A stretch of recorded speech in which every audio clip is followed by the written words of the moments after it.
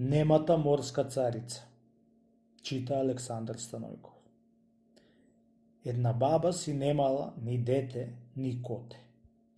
Наместо дете беше си направила пиралката девојче, беше ја променила пиралката со тие убави фастани, со тие чоени сакои, со тие копринени кафтани што носат од најбогатите девојчиња.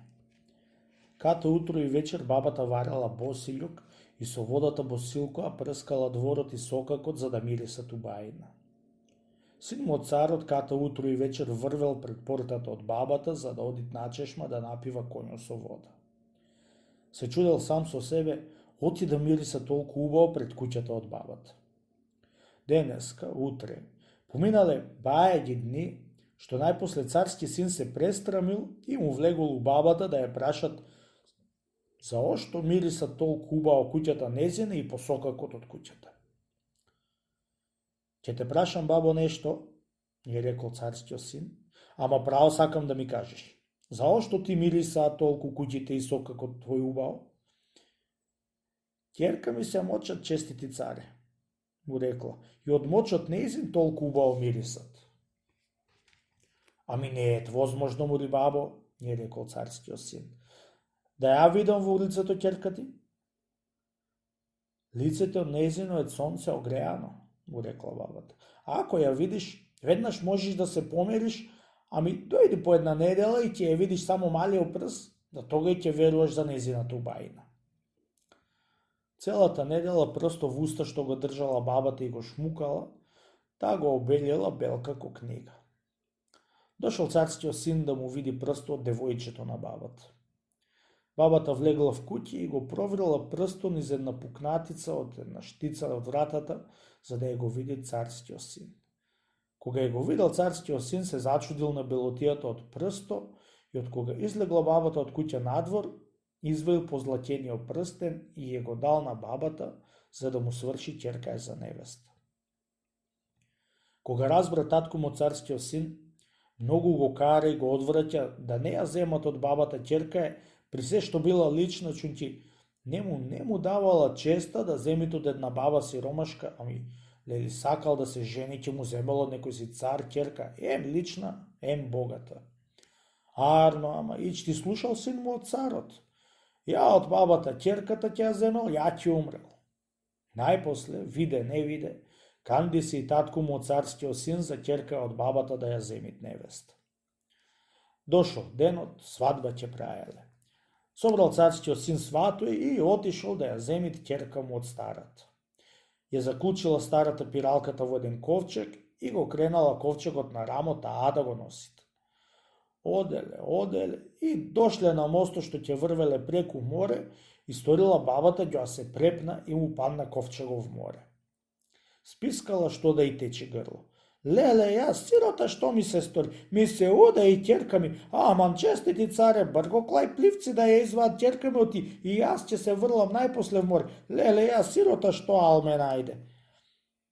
Влегува двајца пливци да ја бараат ќерка му од старата.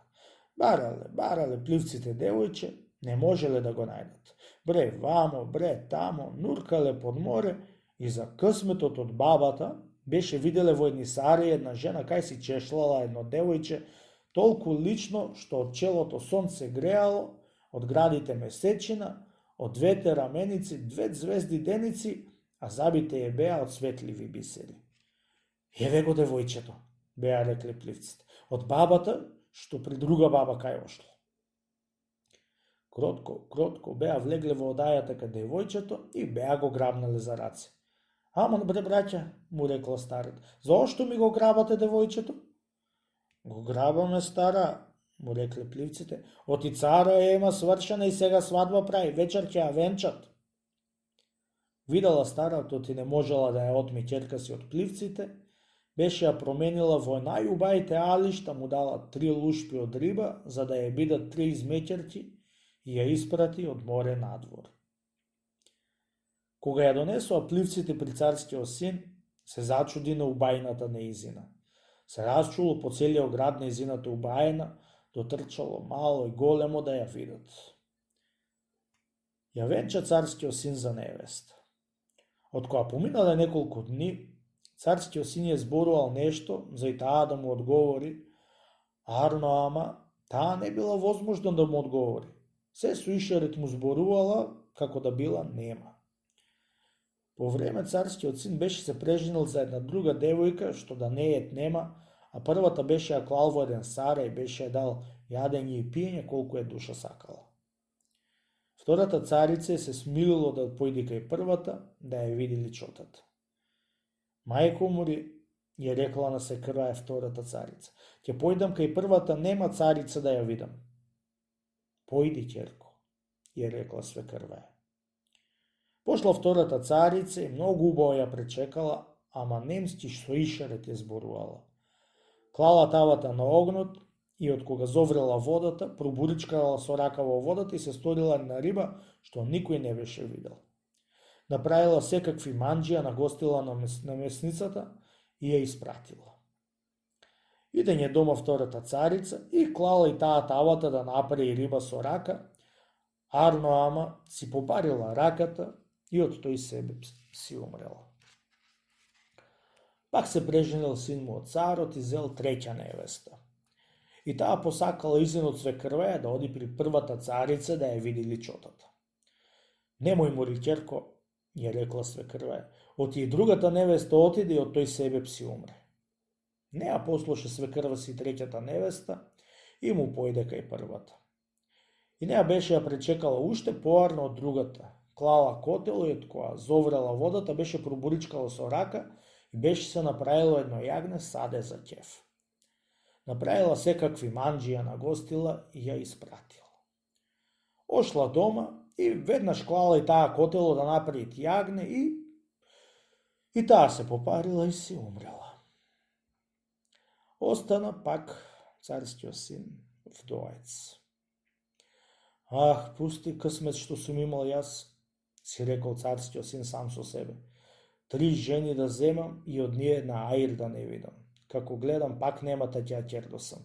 Ја чекај да одам да се поразговарам по немски, само малку да се оттушам од гајлево што го имам. Тргнал да одит кај немата прва царица и видел кај се караат трите лушпи из меќерки.